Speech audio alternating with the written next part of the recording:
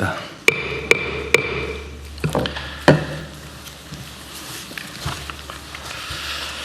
안타까운 일이 벌어졌습니다. 우리 경북 청송 주황산에서 실종된 초등학생이 있습니다. 사흘째 수색을 하고 있는데 아직 발견을 못한 것 같습니다. 1분 1초가 다급한 상황인 만큼 수색에 필요한 모든 영역을 총동원해 주기 바랍니다. 실종 아동이 조속히 가족의 품으로 돌아올 수 있게 하는 것은 국가가 해야 될 중요한 일일 것입니다. 수색은 주로 경찰에서 하고 있겠죠? 예, 그렇습니다. 어디 계세요? 네. 예. 지금 혹시 동원 인력이 얼마쯤 되는지 아십니까? 몇 명쯤 투입됐는지 알아보시고요. 예. 이게 지금 500명이 이틀 하는 것보다는 1000명이 하루 하는 게 좀 번잡하고 힘들긴 하겠지만 더 효율적일 수 있으니까. 예, 그렇습니다. 경찰 현재 281명, 소방 28명을 동원했는데 너무 적은 거 최대한 같아요. 더 동원을 하겠습니다. 최대한 동원해서 예. 그 조항산이 그렇게 넓지 않거든요. 예. 전부 다 착시 뒤져보도록 하십시오. 예. 신속하게 조치하면 좋겠습니다. 예, 알겠습니다. 재정의 적극적이고 전략적 운영이 민생 경제에 실질적 동력을 제공할 수 있다라는 점이 연구 결과로 확인됐습니다. 지난해에 지급된 민생회복 소비 쿠폰이 지역 소상공인 매출을 소비 쿠폰 100만 원당 추가로 43만 원가량 늘리는 효과를 거뒀다고 확인됐습니다. 100만 원의 재정 투입을 통해서 총 143만 원의 경제적 효과를 거둔 것입니다. 1차적 효과가 그런 것이겠죠. 다시 2차, 3차의 효과도 있을 겁니다. 다른 여러 분석에서도 적시에 이루어진 과감한 재정 투입이 내수를 진작하고 경제 전반에 활력을 불어넣는다는 점이 일관되게 입증되고 있습니다. 그런데 이런 객관적 사실에도 불구하고 마치 돌림노래처럼 긴축을 강요하는 목소리가 사회 일각에 존재합니다. 국가 채무를 명분으로 들고는 있는데 사실상 민생 고통을 수수방관하라는 무책임한 목소리입니다. 한때 그런 시절이 있었죠. 절약이 미덕일 때가 있었습니다. 안 쓰고 아끼고 저축하고 막 허리띠 졸라매고. 그러니까 지금은 소비가 미덕인 시대입니다. 이 돈이 안 돌아서 문제인 사회가 됐습니다. 이럴 때는 투자를 통해서 경제가 순환하게 하는 게 정부의 역할입니다. 그리고 우리나라의 실질적인 채무, 국가 채무, 그러니까 명목상에 있는 채무 말고 실제로 자산은 얼마가 있냐, 채권은 얼마가 있냐, 또 채무가 예를 들면 100만 원인데 채권이 90만 원 있으면 실제 빚은 10만 원 정도인 거죠. 이렇게 따져보면 실질 채무가 10% 정도다. GDP 대비 10% 정도다라는 국제기관의 발표도 있었습니다. 다른 어느 나라보다도 국가 채무 구조가 우량하다라는 것입니다. 지금은 위기입니다. 이런 위기 시대에는 아끼는 것도 중요한데 오히려 국가의 역량을 키우는데 투자를 할 필요가 있습니다. 적극적 재정을 통해서 내수를 활성화하고 또 경제 성장률과 GDP 자체를 높이면 분모가 커져가지고 국가 부채 비율은 오히려 떨어집니다. 특히 이 과정을 통해서 잠재 성장률과 생산성이 제고되면 세입 기반도 확대되고 또 부채 비율은 장기적으로 낮아져서 경제의 성장판이 더욱 두터워지는 선순환 구조를 실현할 수 있습니다. 국민의 눈을 속이는 포퓰리즘적인 긴축 재정론의 함정에 빠져서는 안 됩니다. 아무 때나 막 쓰자는 그런 얘기는 전혀 아니죠. 그렇게 하면 안 되겠습니다. 경제가 정상화되고 활성화되고 있는데 자꾸 빚내서 쓸 일은 아니겠죠. 그러나 지금은 투자를 통해서 잠재력을 키울 수 있는 시기입니다. 특히 위기 시기이기 때문에 지금 투자하면 나중에 더 큰 보상으로 돌아온다라는 게 기본적 원리 아니겠습니까? 정부는 적극적인 재정 정책을 통해서 국민 경제 대도약의 발판을 닦는 데 역량을 집중해야 되겠습니다. 이런 기조를 바탕으로 하반기 경제 성장 전략 수립과 내년도 예산 편성에 임해주기를 당부드립니다. 중동 전쟁이 11주 차에 접어들면서 석유류 가격을 중심으로 일부 물가가 불안한 모습을 보이고 있습니다. 공공기관 이부제 또 민간의 자율적 오부제 등으로 불편을 겪는 국민께서도 많이 계실 겁니다. 그럼에도 정부의 위기 극복 노력에 국민들께서 힘을 모아주신 덕분에 우리 경제는 이런 대외 위기 속에서도 아주 견조한 모습을 보여주고 있습니다. 수출은 폭발적 증가세를 기록하고 있습니다. 자본시장 역시 역사적인 성장세를 시현하고 있습니다. IMF 외환 위기와 코로나 국난을 이겨낸 우리 대한 국민들의 강인한 재력이 다시 발휘되고 있는 것입니다. 아직 전쟁의 출구가 보이지 않고 전쟁 이후에도 위기는 계속될 것입니다. 정부는 국민 경제에 대한 충격 완화와 함께 전쟁 이후 산업경제 질서 재편에 선제적으로 대응하겠습니다. 민생 안전 방안도 다각도로 추진할 것입니다. 지금까지처럼 정부를 믿고 위기 극복 방안에 적극 참여해 주시기를 부탁드립니다. 우리 국민들의 삶의 실질적 개선이 국가의 책임입니다. 실생활에 켜켜이 쌓인 비정상을 정상화하는 데서 민생 안정은 시작됩니다. 부정한 결탁과 짬짬이 반칙으로 타인에게 피해를 주면서 이익을 본다든지 또는 사익을 편취하는 이런 모든 민생의 손톱 및 가시 같은 것들을 남김없이 뽑아내야 됩니다. 그래야 사회 신뢰가 높아지고 국민 통합과 안정적 성장을 위한 기반이 조성됩니다. 이전에 구체적 사례로 몇 가지 지적한 게 있었죠. 교복폭리라든지 또 계곡 불법시설 정비 문제나 또는 비서실장께서 관심 갖고 있는 휴게소 카르텔 문제, 또 부동산 짬짬이 같은 그간 지적된 일상 속의 비정상의 정상화에 더욱 속도를 내주시기 바랍니다. 그리고 덧붙여서 몇 가지만 제가 말씀을 좀 드리도록 하겠습니다.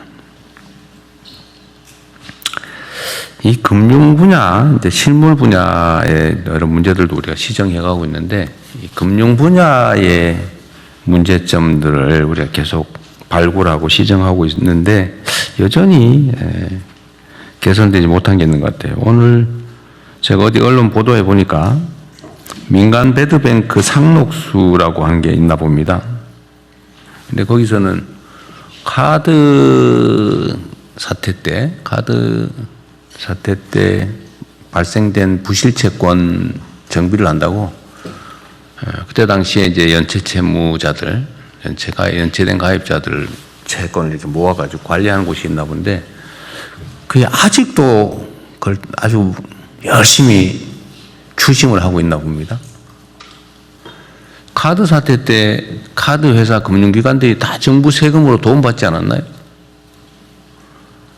근데 그 원인이 됐던 우리 국민들의 연체 채권을 악착같이 참 열심히 지금도 추심하고 연간 수십조 원씩의 영업이익을 내면서도 그 몇십억, 몇백억 이렇게 몇백억도 아니고 백몇십억 이렇게 배당을 받고 있나 보던데 그거 금융위원회 소관인가요? 네. 그거 파악하고 있었어요? 네. 좀 이따 한번 얘기 한번 해주세요. 네. 그 대책이 뭔지 네. 파악하고 있다니까 다행인데 혹시 모르고 있나 싶어가지고 내가 한번 오늘 국무회의 방에 올려봤었습니다.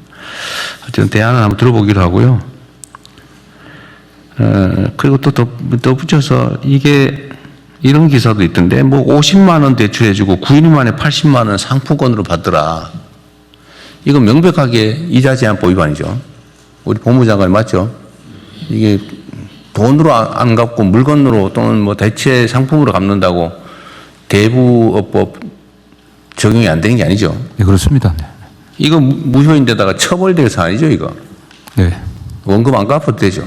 네, 지금 뭐 법률 이렇게 바뀌었습니다. 네. 지금 이제 연간으로 따져서 수수료 뭐 명목을 불문하고 여하튼 실제 빌린 돈의 연간 60% 이상을 붙여서 뭔가를 받는다고 하면 원금도 안 갚아도 된다는 거죠. 그런 계약은. 네, 법률 개정으로 안 갚아도 됩니다. 근데 아직도 이런 짓을 하는 악덕 사채업자들이 있나 봐요. 이거 처벌 조항도 있는 것 같은데 우리 경찰에서든 이런 것도 좀 단속 열심히 좀 해주세요. 예, 그렇게 하겠습니다. 이게 뭔 잔인한 짓입니까 이게? 이게 주로 청년들이 이런 피해를 입거든요. 30만 원 빌리고 뭐 몇 달 후에 100만 원 갚고 실제로는 30만 원 더 받고 빚을 300만 원으로 치고 막 이런 짓 하잖아요. 하여튼 철저하게 단속 좀 해주시기 바랍니다. 예, 알겠습니다. 네. 언론에 기자들 눈에 띄는데 왜 수사기관 눈에는 잘 안 띌까라는 의문을 국민들이 갖지 않게 하십시오. 예. 네. 예, 철저하게 그러십시오. 하겠습니다.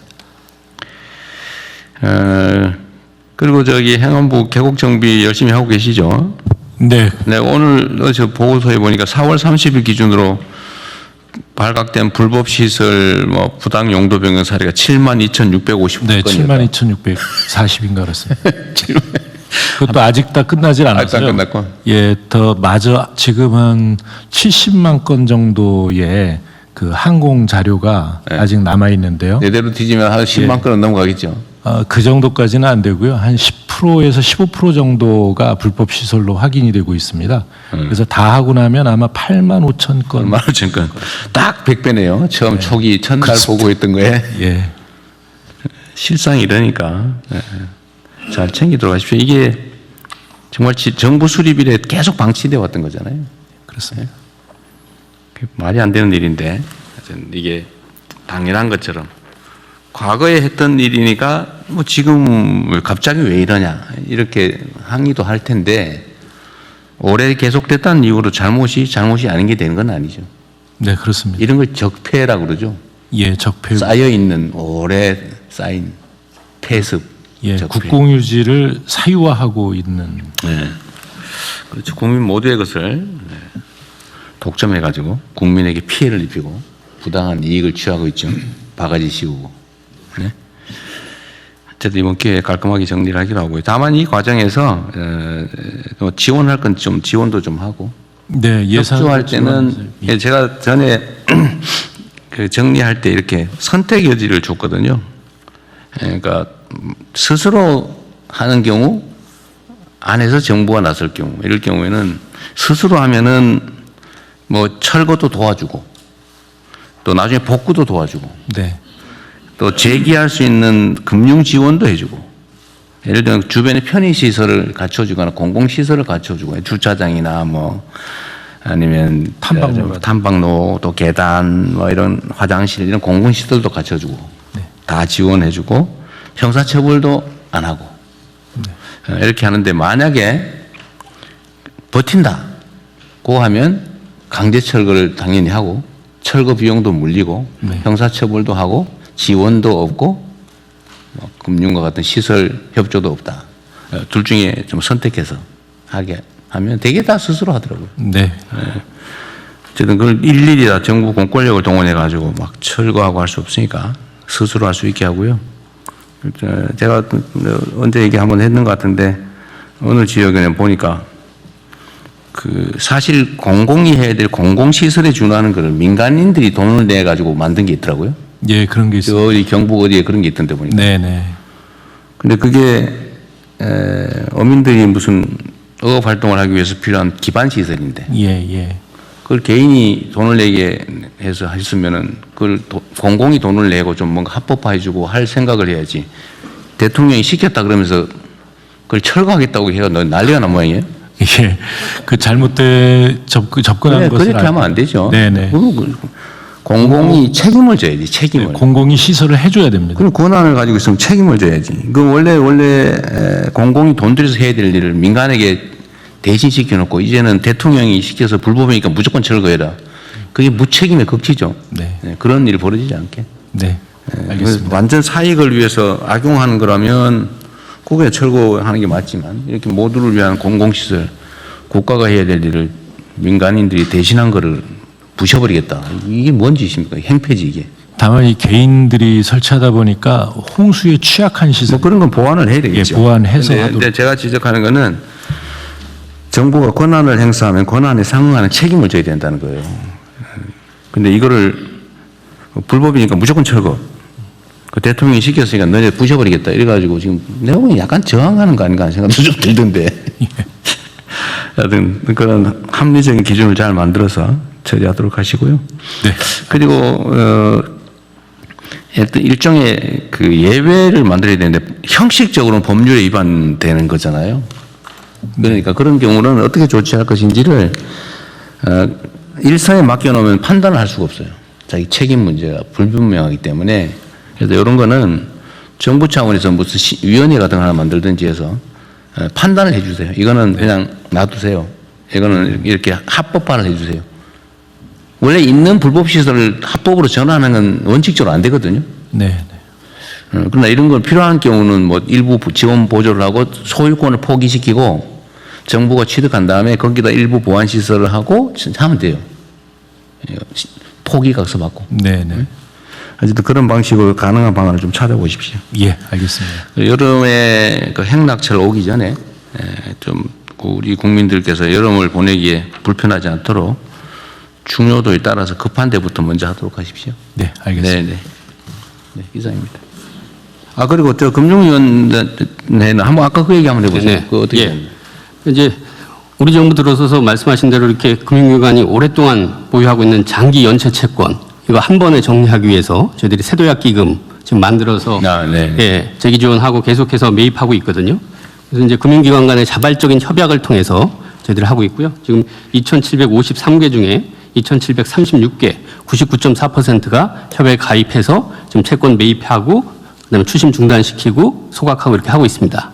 근데 이제 개별 금융기관이 아닌 이런 유동화 전문 회사라는 금융기관들이 출자해서 만든 이 회사가 있는데 여기 말씀하신 대로 카드 대란 사태 때 그때 만든 거였는데 저희들이 인지를 하고 계속해서 여기도 들어와라. 계속해서 협조 요청을 하고 공문까지 발송을 하고 그다음에 저희들이 이거 이렇게 했다고 일부 언론 같은 경우는 협박 강요한다고 비판 기사까지 날 정도로 억지로 하면서 나중에 저 직권남용이니 뭐니 또 뭐 시끄러워질 수도 있겠네요. 네, 그래서 저희들 해명 자료 내고 이건 효율을 바탕으로 하는 거다 이렇게 했는데요. 근데 이제 이유는 이게 여러 기관들이 모여서 만든 주식회사다 보니까 주주 전체의 동의를 받아야 된다는 표면적인 이유인데 암만 해도 이익이 뒤에 자리 잡은 그런 측면이 있어서 소극적이어서 저희들이 이제는 그 기구에 아예 주주들, 주인들 아예 별도로 만나서 접촉을 해서 동의를 구해보는 방법. 그거를 네. 그러니까 억지로 할 수는 없죠. 그 뭐 개인 일종의 사유재산인데 억지로 할 수는 없는데 그게 예를 들면 그 금융에 금융이 원래 좀 잔인하긴 하죠. 뭐 돈놀이하는 본질이 돈놀이니까 그죠? 그 잔인하긴 한데 그래도 이 정도가 있죠. 정도가 그 기업들이 요즘 도덕 경영, 윤리 경영 한다고 뭐 ESG니 뭐 이런 걸 사실은 펀드들이 투자에 참고하기까지 하지 않습니까? 그러니까 이거 뭐 억지로 할 수는 없지만 필요하면 이건 결국 법이란 국민적 합의인데 나는 그 카드 사태가 지금 몇 년이에요? 한 20, 30년 지나지 않았나? 네, 2002년, 2003년입니다. 20몇 년 지났어요? 근데 그때 당시 아까 말씀드렸지만 그 카드 회사든 무슨 뭐 이 회사들은 다 정부의 돈 지원 다 받았잖아요. 여러 가지 뭐 지원도 받았죠. 지원 받았잖아요. 근데 그때 그 원인이 된 카드 이용자들 중에 연체된 사람들은 지금까지 지금 20년이 넘도록 이자가 늘어가지고 뭐 몇천만 원이 몇 억이 됐다고 그러더라고요. 그 사람 어떻게 살아라는 거예요? 그게 법률적으로 예를 들면 법률이란 국민적 합의인데 이 국민 정서로 그거 뭐 죽을 때까지 막 10배, 20배 늘어나서 막 끝때까지 다 정말 집안에 콩나물 한 개 팔아서라도 다 갚아야 된다. 끝까지. 이게 국민적 도덕 감정이 맞냐. 필요하면 입법을 해서라도 좀 해결 방안을 찾아보십시오. 법이라는 게 국민적 합의 아닙니까? 그리고 특히 이거는 이 사채업자도 아니고 금융기관들은 정부의 발권력을 사실 이용해서 영업하는 측면도 있고 면허나 인가제도를 통해서 다른 사람들이 영업 못하게 제한해가지고 혜택을 보는 측면이 있잖아요. 그러면 공적 규제나 공적 부담도 해야지. 혜택은 누리면서 부담은 아예 끝까지 하나도 안 하겠다. 이런 태도 옳지 않은 것 같아요. 억지로는 못하겠지만 필요한 뭔가 가능한 대안이 있는지 한번 검토해 보십시오. 네네. 이거 억지로 시키면 또 뭐 나중에 시끄러울 것 같아요. 그래서 저기 말씀하신 말씀 일부 지금 기관들 중에 하나는 자신이 먼저 자기들이 그걸 매각하겠다. 넘겨서 지금 보도자료 낸 것도 있고요. 그다음에 세도약 기금 자체가 일종의 사회적 합의였습니다. 7년 이상 이렇게 장기 연체된 거를 가지고 있어봐야 결국 그 사람들 괴롭히기만 하고 사회적으로 정상 경제 생활도 못하고 네. 이번에 한번 정리를 해서 다시 재기 기회를 주는 게 우리 경제 사회로 해서 바람직하다. 이런 사회적 합의가 있었기 때문에 금융기관들도 다 참여하고 이렇게 굴러가는 거고요. 아마 이 부분 같은 경우는 제가 보니까 아마 기본 주주들은 개별적으로 물으면 다 참여를 할 겁니다. 하여간 이 부분 같은 경우도 저희들이 해결하도록 다양한 방안을 좀 강구해 보도록 하겠습니다.